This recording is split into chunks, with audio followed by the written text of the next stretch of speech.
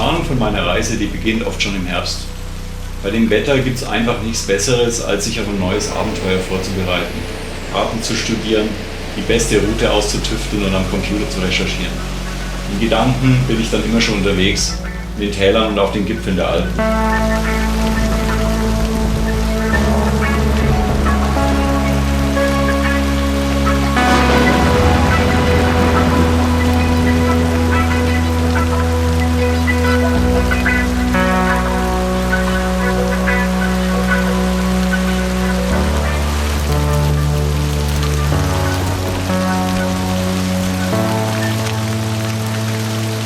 Alpenüberquerung mit dem Mountainbike ist für mich immer noch eines der besten Erlebnisse im Jahr.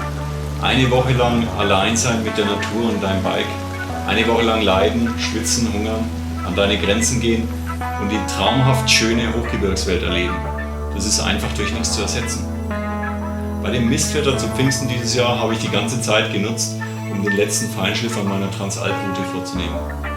Die penible Planung, die ist absolut nötig, weil ich teilweise in Gegenden fahre, wohin sich bisher keine oder nur wenige Mountainbiker verirrt haben und ich einfach jedes Jahr die besten Wege über die Alpen finden will. Und die besten Wege waren für mich immer auch gleichzeitig die schwierigsten.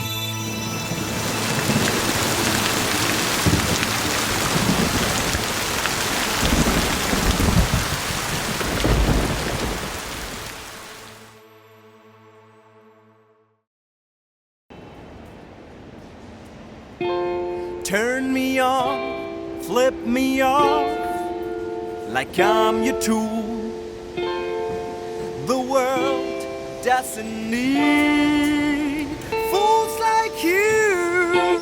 I see you on Tuesday, Friday. God, I wish I could stay away. Yeah, yeah.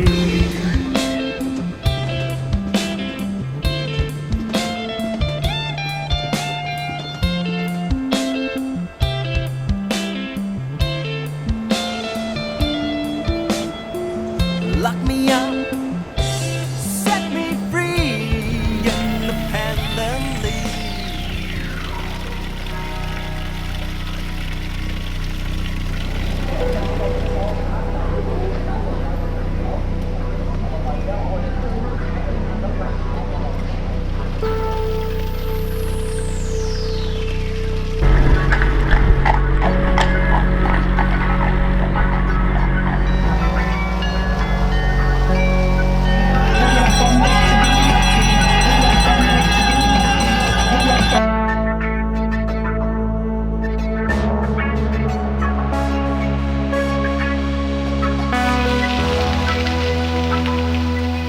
So, es ist ungefähr 12 Uhr.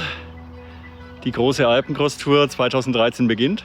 Ich bin jetzt gerade auf dem Weg von Salzburg nach Berchtesgaden und werde wahrscheinlich heute noch mindestens einen Berg überqueren. Mal schauen, wie es läuft. Ich bin etwas spät dran, weil es bei der Anreise ein paar Komplikationen gegeben hat. Aber das Wetter ist traumhaft schön, es ist warm. Es ist noch ein bisschen diesig, aber morgen wird es auf jeden Fall ein sehr sonniger Tag. Und ich bin schon Feuer und Flamme für die Tour dieses Jahr und freue mich total.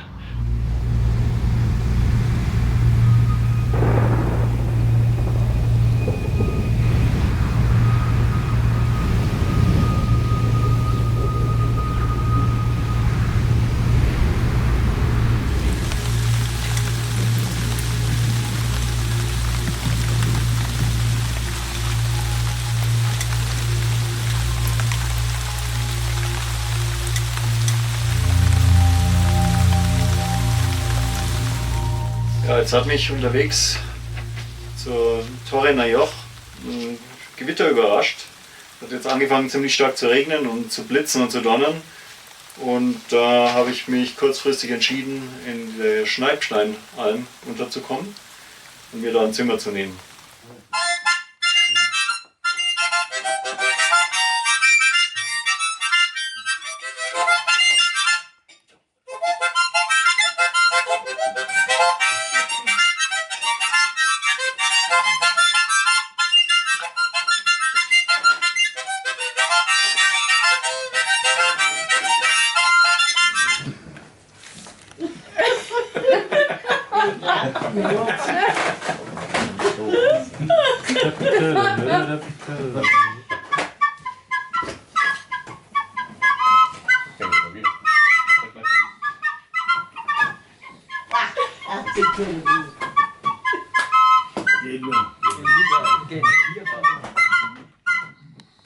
Ja, weil.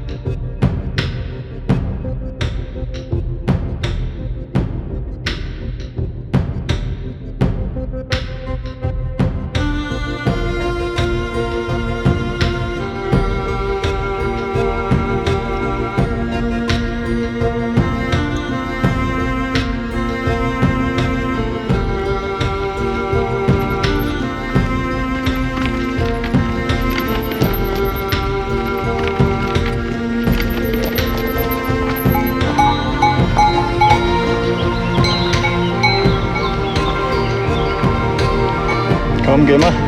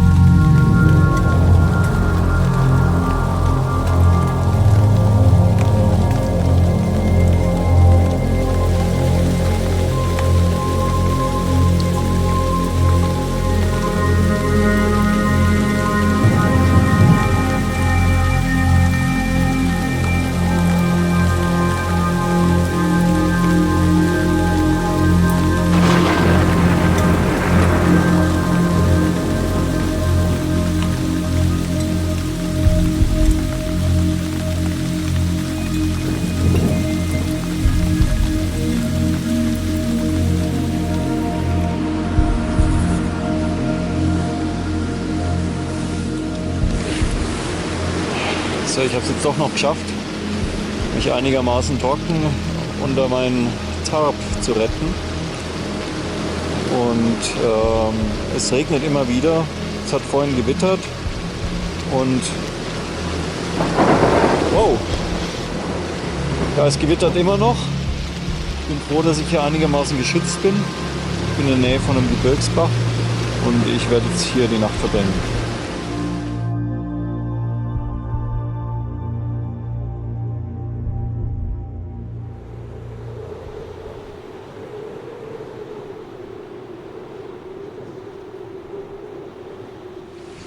So, bevor es heute weitergeht über den Hohen Tauern, gibt es erst einmal ein gescheites Frühstück. Ich habe gerade eine Bäckerei leer geräumt und habe einen Kirschstrudel, einen Apfelstrudel, einen Topfenstrudel und so ein Mohnhörnl. Und die werde ich mir jetzt mal einverleiben. Mahlzeit.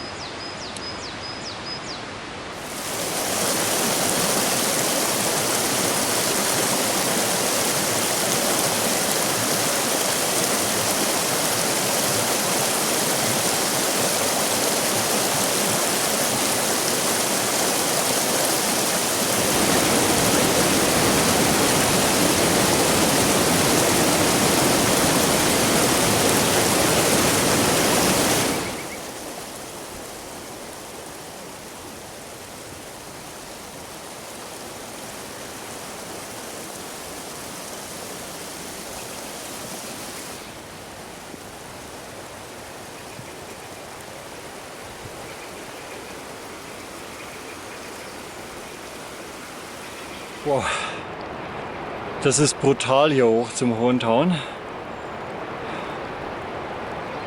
Der Weg ist total steil und verblockt. Es ist ziemlich anstrengend.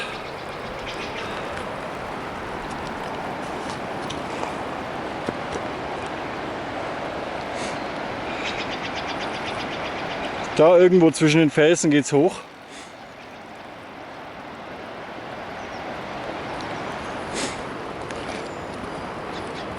Und da geht's weiter.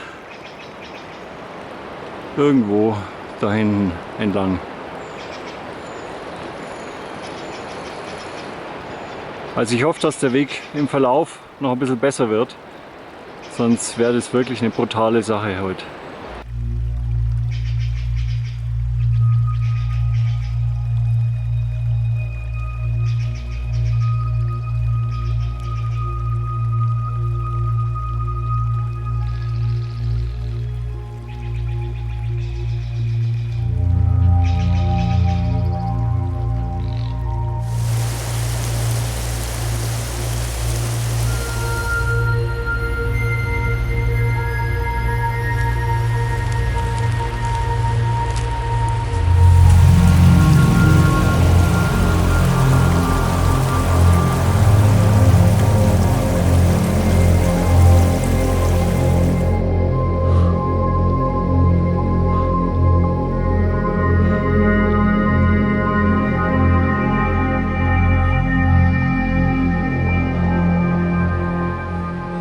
So, noch 300 Höhenmeter, die aber sehr anstrengend werden. Jetzt geht es nämlich da hinten über dieses Schneefeld nach oben und da wird es noch relativ steil. Ich bin schon ziemlich am Ende mit meinen Kräften, aber das letzte Stück, das schaffe ich jetzt auch noch.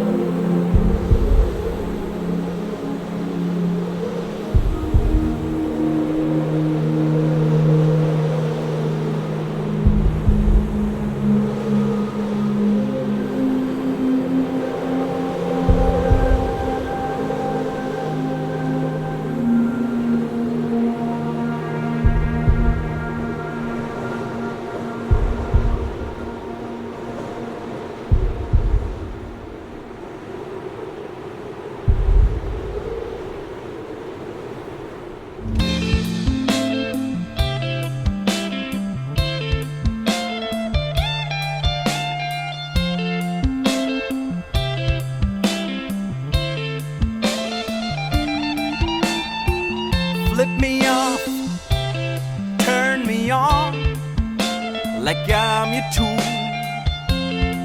Why do I still believe fools like you? I won't see you on Tuesday, no Friday. So, der Korntown ist erfolgreich bezwungen. Das war mörderanstrengend. Raufwärts, also es war, ich glaube, 4-5 Stunden nur tragen. Und runterwärts musste man die größte Zeit schieben. Aber es war wunderschön da oben, also wirklich absoluten Besuch wert. Ich bin dann auf dem Runterweg noch in den Regen gekommen, deswegen gibt es da jetzt wenig Fotos von der Szene. Und fahre jetzt weiter nach Malnitz. Und ich bin jetzt so fertig, dass ich mir in Malnitz mal eine vernünftige Übernachtung gönnen werde. Und da oben, wo der Schnee liegt, da komme ich her.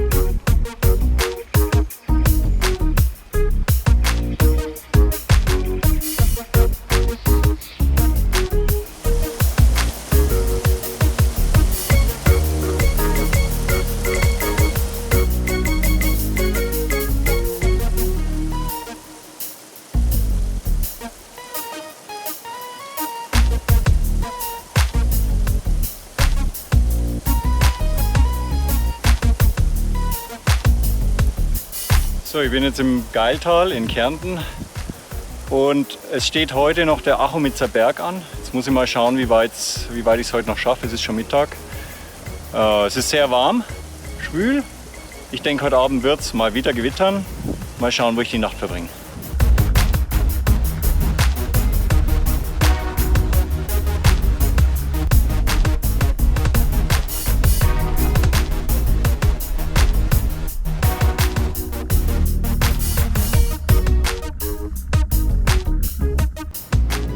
Es zieht schon wieder Gewitter auf. Jetzt muss ich mich beeilen, dass ich bis zur nächsten Almhütte komme, bevor es richtig losgeht.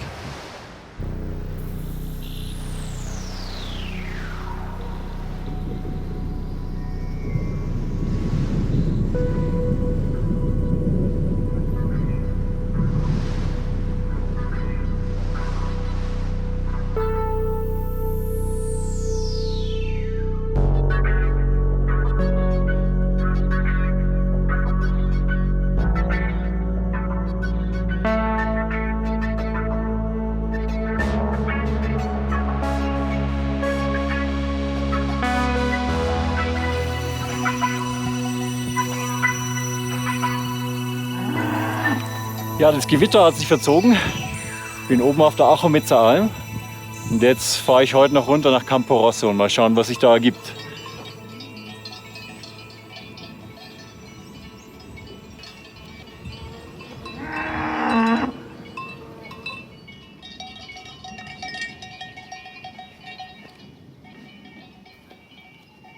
Vor der Abfahrt steht jetzt noch ein Wechsel der hinteren Bremsbeläge an.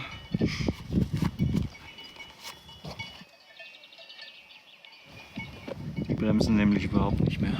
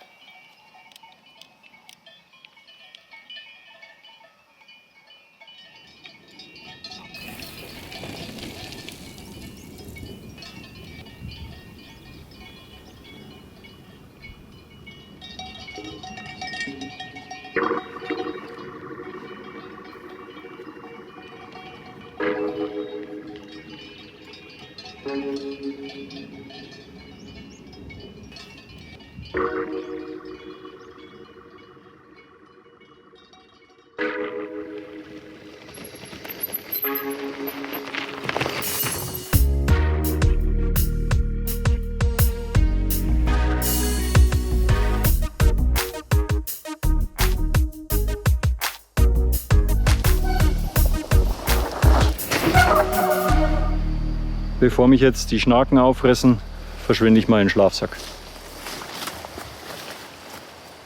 Mein Tarpaufbau ist mir diesmal ziemlich gut gelungen, besser als beim letzten Mal. Ich habe Zeltheringe aus Holz geschnitzt, verwendet und das Zelt schön hoch abgespannt zwischen zwei Bäumen. Ich habe jetzt richtig bequem Platz darunter und ja, ist richtig gemütlich. Bis auf diese scheiß Stechmücken, die mir ein bisschen den Spaß verderben wollen. Aber auch die haben keine Chance, wenn ich mal im Schlafsack drin stecke.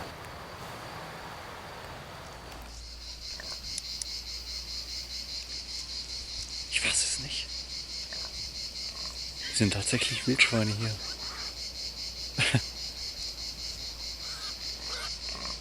Ich hoffe mal, dass die mir keinen Ärger machen.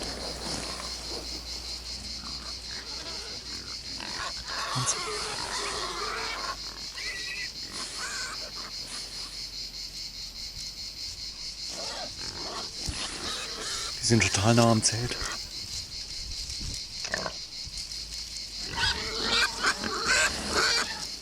Unglaublich.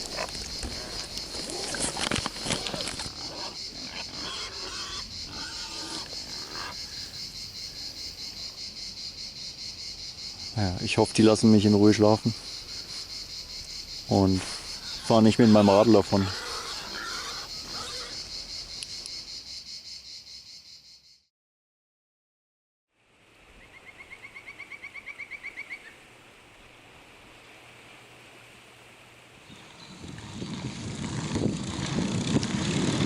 So, heute geht's in den Triglav Nationalpark. Das Wetter soll heute angeblich gut werden, obwohl das Gebirge noch ziemlich wolkenverhangen ist, wie man sieht.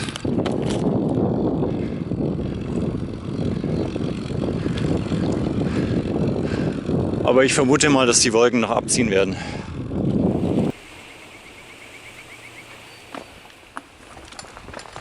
Bis jetzt ist der Weg ja noch ganz passabel, aber ich habe so ein bisschen den Verdacht, dass es später noch verdammt steil wird.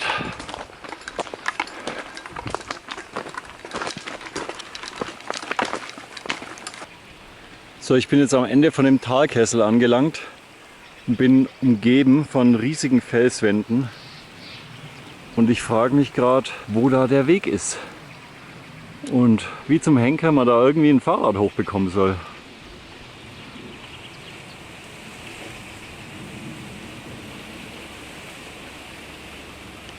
Ja gut, wir werden sehen. Ich werde jetzt mal da ein Stück weiter nach vorne gehen und schauen, ob ich einen Weg finde und ob man das Fahrrad da hochtragen kann oder ob das überhaupt nicht geht.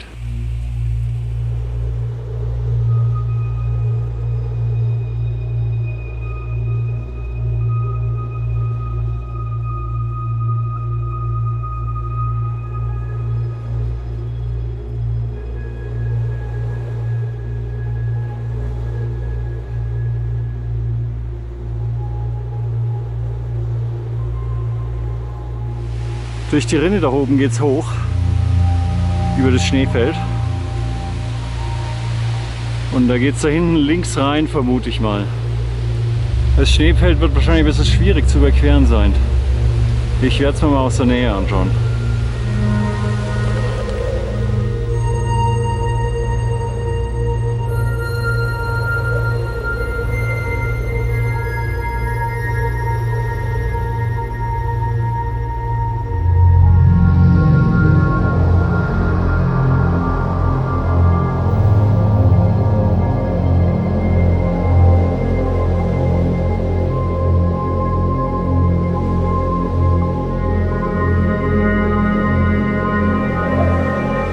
Also ich stehe jetzt hier am Schneefeld und wenn ich mir das so anschaue, muss ich sagen, ich habe da schwere Bedenken hochzugehen.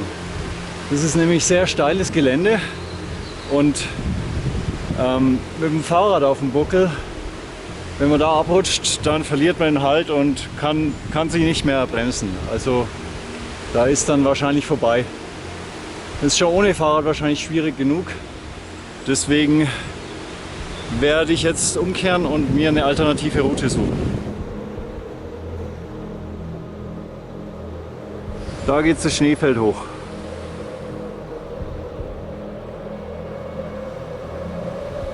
Und keine Ahnung, wie es da oben weitergeht.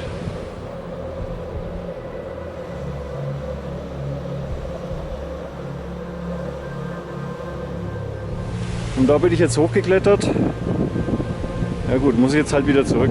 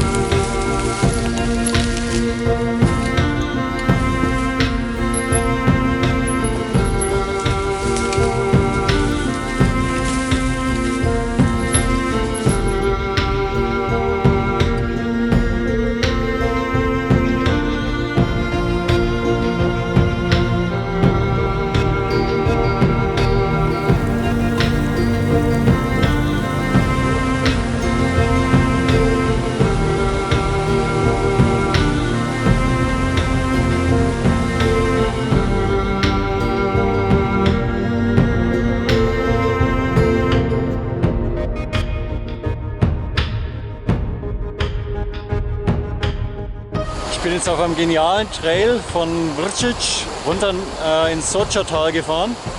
Und leider ist hier in Soča-Tal jeder interessante Weg für Mountainbiker gesperrt. Ich habe auch schon mitbekommen, dass die Überquerung des Krn absolutes No-Go ist für Mountainbiker, also werde ich den Krn umfahren müssen. Also wieder mal eine Routenänderung, aber trotzdem ist es hier im Soča-Tal wunderschön, wie man sehen kann.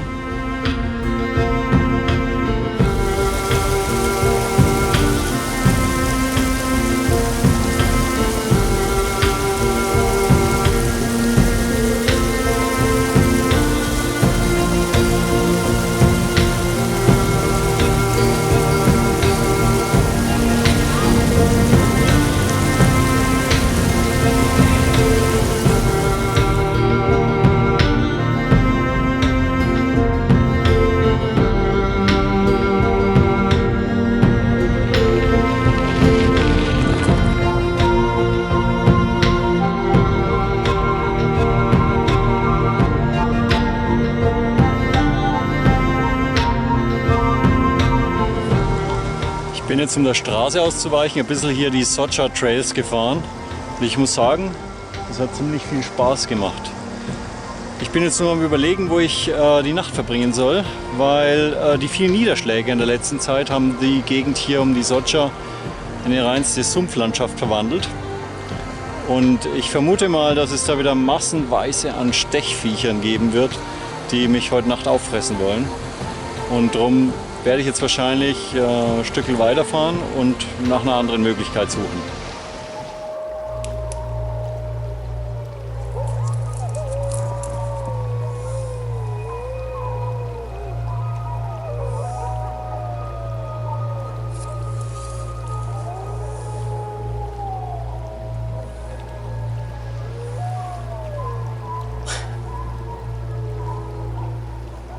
Oder Wölfe? Klingt nach Wölfen. Wahnsinn. Wahnsinn.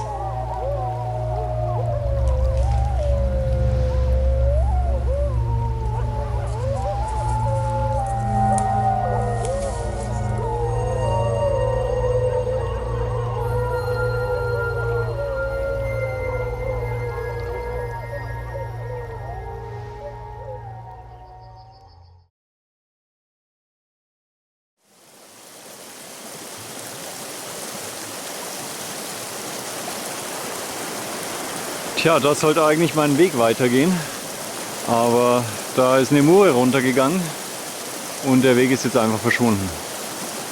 Das heißt, entweder durch die Soča schwimmen oder umkehren und einen anderen Weg suchen. Soča tief, kalt, also umkehren.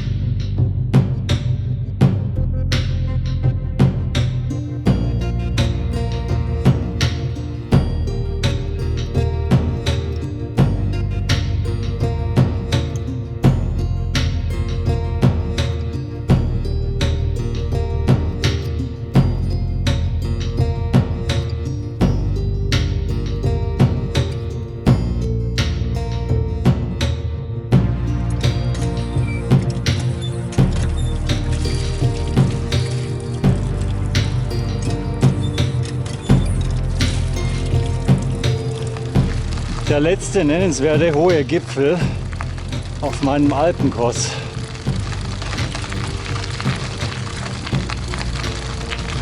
Es dürfte nicht mehr allzu weit sein, dann bin ich oben. Und dann bin ich ja echt mal gespannt, was mich erwartet. Es ist schon 16 Uhr. Das heißt, sobald ich oben bin, werde ich auch noch im Nachtlager ausschalten. Das war jetzt ein ganz schöner Kampf hier rauf. Vor allem von Čepovan, das Stück hat sich verdammt gezogen. Oben in Lokve, in dem Bergdörfchen, habe ich mir eine große Portion Gnocchi gegönnt und dann hatte ich wieder mehr Energie zum Fahren. Ich bin jetzt auf genau 1100 Meter. Dürfte nicht mehr allzu weit sein.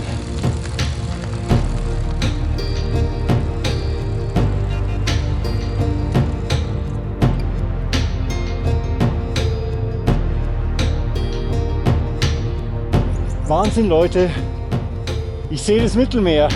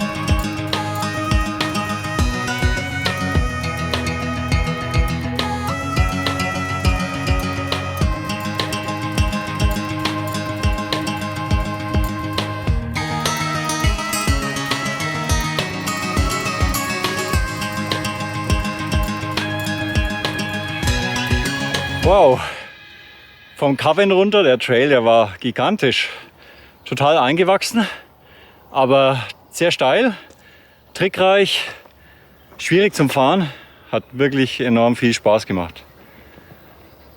Jetzt schauen wir mal, ob ich heute bis zum Mittelmeer komme.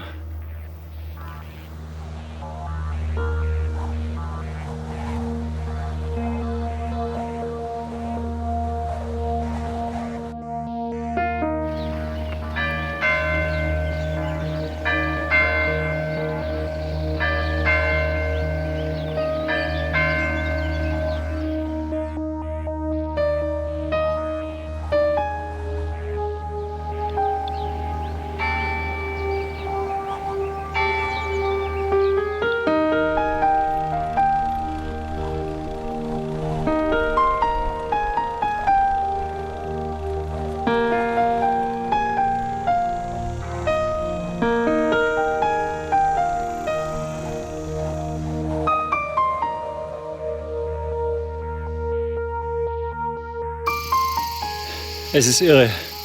Ich fahre hier über irgendwelche gottverlassenen Feldwege, die kaum jemand benutzt.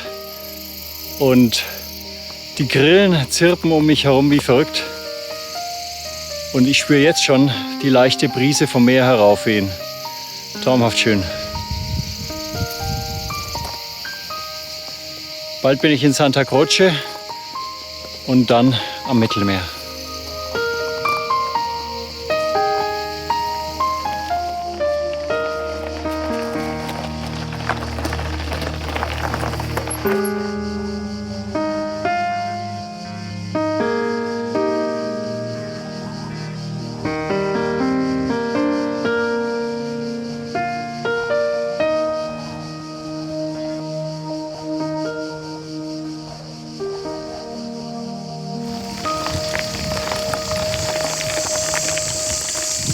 Also der Weg, den ich eben gefahren bin, da frage ich mich, ob den in den letzten 20 Jahren überhaupt jemand benutzt hat.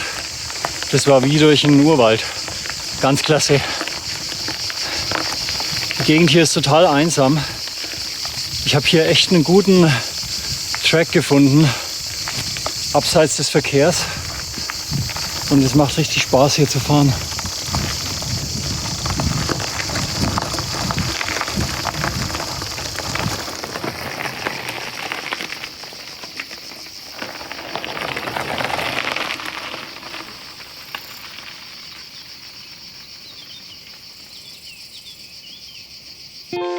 Turn me on, flip me off, like I'm your tool. The world doesn't need fools like you. I see you on Tuesday or Friday. God, I wish I could stay away. Yeah, yeah.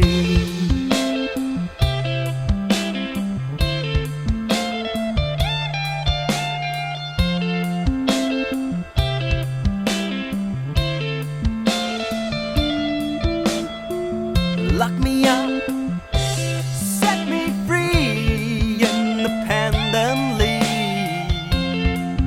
I wish you would believe from time to time in fools like me. I stay on night long till yesterday. Back then, our world was still okay. There was a time you were my world. Now the world is laughing at me.